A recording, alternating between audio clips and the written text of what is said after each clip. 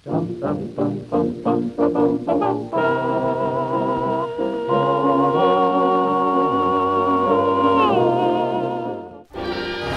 pambansang bayani. Siya ay tinaguri ang the first Filipino. Sino ba naman ang hindi nakakakilala sa kanya? Ano tunay na pangalan ni Rizal? Mahaba pangalan no, Jose Rizal Procopio Rizal eh. Jose Mercado Rizal y Alonso. Ano pangalan ng eramat ni Rizal?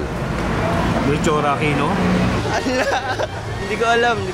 Melchor, si Aki Melchora. Ang kanyang tatay, ano pangalan? Policarpio ata. Limot ko na, kuya. Ano yung pangalan ng kaisa-isang kapatid na lalaki ni Rizal? Roberto. Isa lang bang kapatid ni Rizal na lalaki? Sino nga ba yun yung Sino? Hindi ko po alam.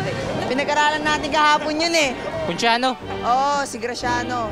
Kahit sino ka man, mayaman o mahirap, ano man ang gawain mo o estado mo sa buhay, nasa puso mo pa rin si Jose Rizal. Saan pinatapon si Rizal? Sa Bagong Bayan. Pasig. Diyan sa Luneta Park. Alamba, Laguna. Saan kinulong si Rizal? Sa Maynila. Bagong Bayan daw.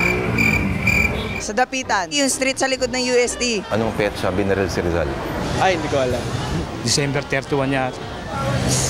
Hindi ko natanda. Ang mga akda niya ang humubog sa ating diwa bilang isang nasyon. Ano yung sulat ni Rizal? Yung dalawang libro po, No Limit Angere, tsaka Loranda at Laura. Hindi ko rin alam, kuya.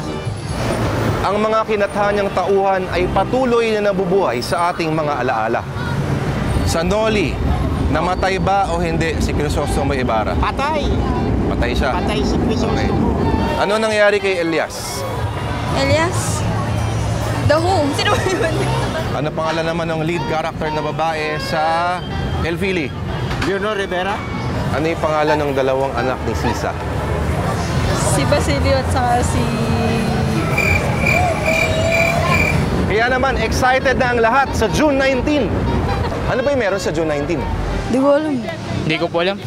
Ano meron sa June 19? Wala akong idea, pre. Hindi ko alam eh. Ewan ko, end of the world daw.